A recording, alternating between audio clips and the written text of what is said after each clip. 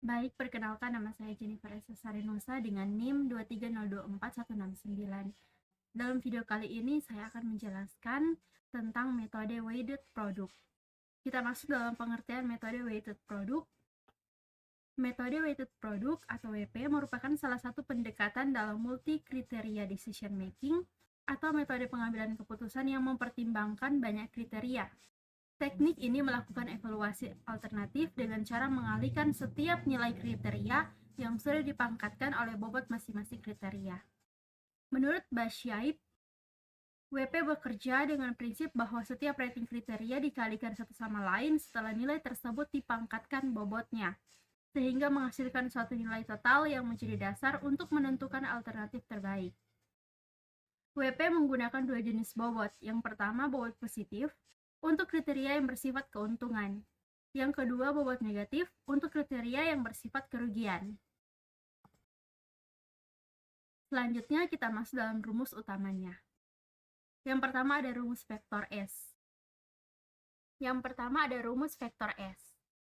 SI sama dengan hasil perkalian seluruh alternatif I pada setiap kriteria J, di mana tiap nilai dipangkatkan dengan bobot kriterianya. Dengan keterangan SI adalah nilai vektor untuk alternatif KI, XIJ adalah nilai alternatif I pada kriteria J, WJ adalah bobot kriteria J, dan dengan simbol ini adalah operasi perkalian.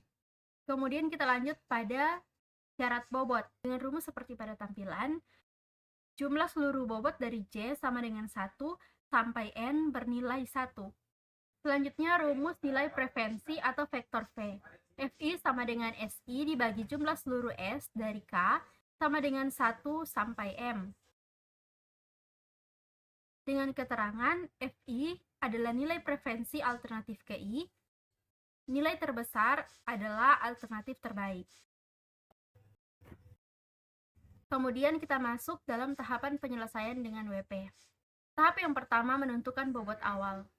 Skala penilaian bobot yaitu 5 adalah sangat baik, 4 baik, 3 cukup, 2 buruk, 1 sangat buruk. Bobot awal kriteria C1 sampai C5 adalah sama dengan W sama dengan 5, 3, 4, 4,2. Kemudian kita masuk dalam tahap kedua, yaitu mengidentifikasi jenis kriteria. Yang pertama ada benefit atau keuntungan C1, C3, C4. Kemudian yang kedua ada choice atau kerugian C2 dan C5. Selanjutnya kita masuk dalam tahap 3, normalisasi bobot. Hitung total bobot yaitu dengan cara dijumlahkan. Dengan bobot normalisasi, WJ sama dengan WJ per 18. Sehingga diperoleh perhitungan seperti pada tampilan. Kemudian kita masuk dalam tahap keempat, yaitu menghitung nilai S. Dalam menghitung nilai S, gunakan rumus seperti pada tampilan. Selanjutnya kita masuk dalam studi kasus. Pemilihan restoran terbaik. Terdapat 3 restoran, yaitu restoran pertama yaitu Ungke Restoran, yang kedua Amin Restoran, yang ketiga Epi Restoran. Dengan kriteria C1 yaitu kualitas makanan, C2 harga, C3 pelayanan, C4 suasana, C5 jarak. Dengan data nilai alternatif seperti pada tampilan. Selanjutnya, menghitung nilai S. Contoh perhitungan untuk Ungke Restoran yaitu S1 sama dengan 42W1 kali 66W2 kali 60W3 kali 75W4 kali 2,35W5. Lakukan hal yang sama untuk S2 Amin dan S3 Epi. Selanjutnya menghitung nilai preferensi V.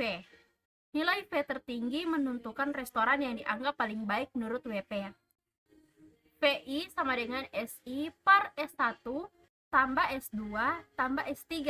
V1 yaitu Ungke Restoran, V2 yaitu Amin Restoran, V3 itu Epi Restoran.